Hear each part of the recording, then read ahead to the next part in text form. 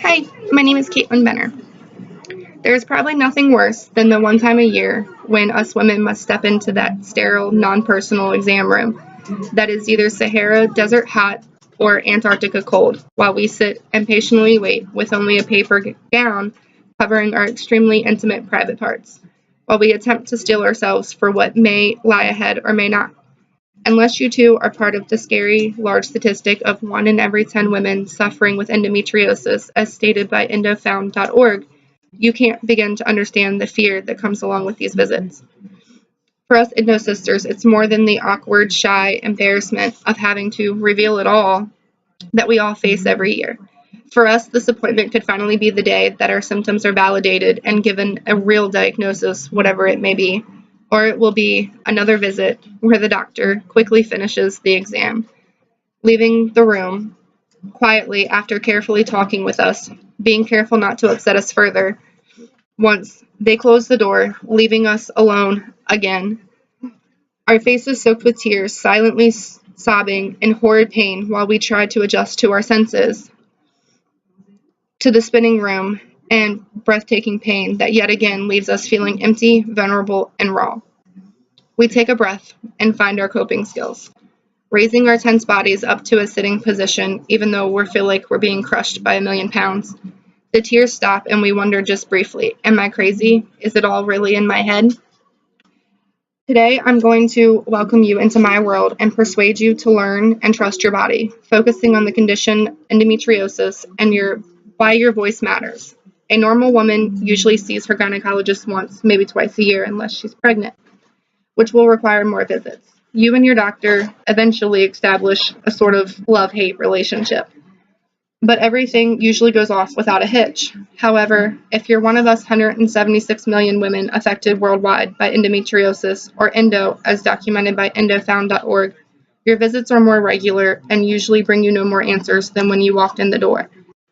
The doctor trying to be the same good old doctor that you at one point trusted to care for your unborn child gives you yet another prescription for birth control to manage your symptoms, because nothing is wrong, and will slyly suggest therapy for your mood and emotions. Endometriosis can be so painful that it's crippling, but it's pretty common despite what the research shows. Endometriosis causes cells similar to our endometrial layer in our uterus to cause cells to grow outside our uterus, spreading and growing, layering on our ovaries, fallopian tubes, uterus, bladder, etc. Once these cells implant into the tissue, they form into dark black patches or blister-like lesions that are fueled by our estrogen levels during our monthly cycle, taken from jeanhaley's.org. When the condition goes untreated, it results in the formation of adhesions or scar tissues that causes the organs to stick together or adhere, increasing the pain. Some doctors have stated in late-stage endometriosis they have found that the pelvic organs look like they've been superglued together. Endometriosis doesn't discriminate against age. You don't have to be a 30-something-year-old mom. You very well could be a 14-year-old high school freshman suffering from the symptoms. There is little known about the cause of endometriosis. It's been narrowed down to a few theories, but nothing's been proven, with no answers on how to prevent the disorder yet. Young women in their teens face the same suffering that adult women suffer, except the teens are usually left only having their primary doctor to turn to, according to the National Library of Medicine. More often than not, they're turned away with just a prescription for birth control. Adult women, depending on their age, have the same situation because providers believe that it only affects women who are older, late 30s, early 40s, due to what the studies have reported. In general, most women, especially those with early symptoms, will wait an average of 10 years to receive a correct diagnosis. The delay in diagnosis, limited research, constant wrong diagnosing, and unneeded testing are just a few of the reasons why endometriosis costs as much as diabetes treatment, according to the National Library of Medicine. Every woman is different. Her endometriosis and her symptoms will be different too. Some women never experience pain. They only find out that they have it because they failed to get pregnant. Some symptoms include pain before, during, or after your period, killer cramps, painful sexual activity, heavy bleeding, fatigue, and so many more as described by John Hopkins.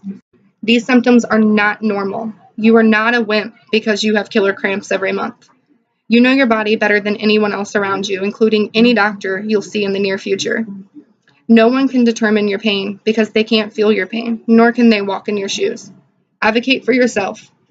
Surround yourself with a positive support system, one you can lean on in the time of need. Your support system may include other doctors, such as a psychiatrist, due to the emotional strain that endometriosis brings with it. The only way to diagnose this condition is surgery. Don't let your doctor fool you.